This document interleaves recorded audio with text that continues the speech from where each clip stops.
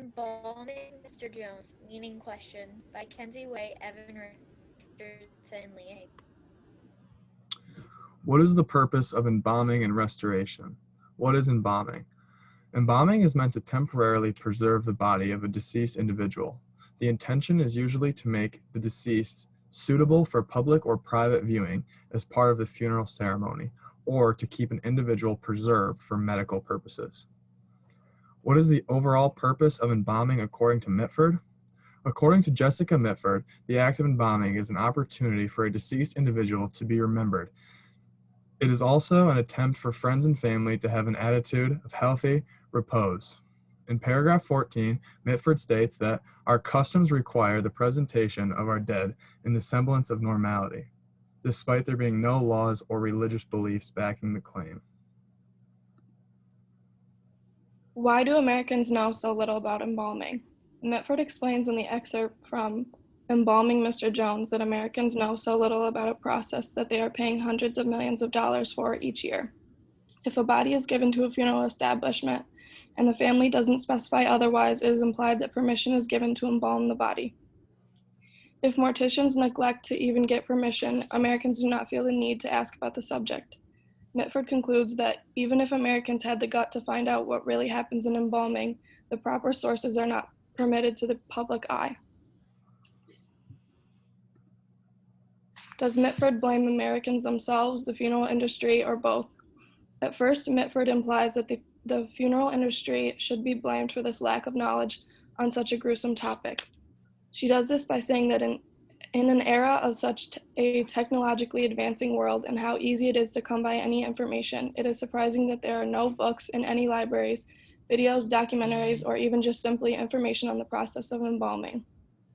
Mitford then goes on to explain that it is possible morticians are afraid that if Americans find out the hideous details of embalming, they may question whether or not they really want to pursue this service. This statement hinted that morticians don't give out information about embalming because they don't want to give up their, as Mitford describes, reason for being. They are scared if Americans start to disapprove of the process, they will run out of business.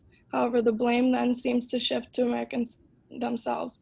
Mitford presents the concept that if the funeral men are hesitant to speak on the matter, then Americans may be hesitant to find out what actually is involved when embalming. Americans assume that because the morticians in the world do not display the details, they decide that they do not need to know and stop searching for answers.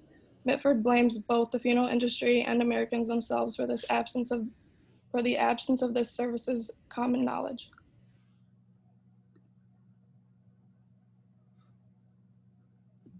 True or false? The American people do not know what happens during embalming.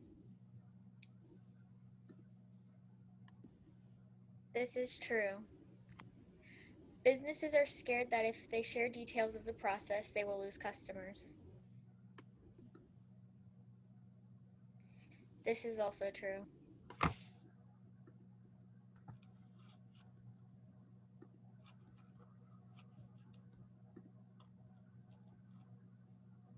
The moment we die, our body begins the process of decomposing, and so it's important for the care of the body to anticipate public health and safety concerns, not just for staff here at the funeral home, but for the family and for the general public.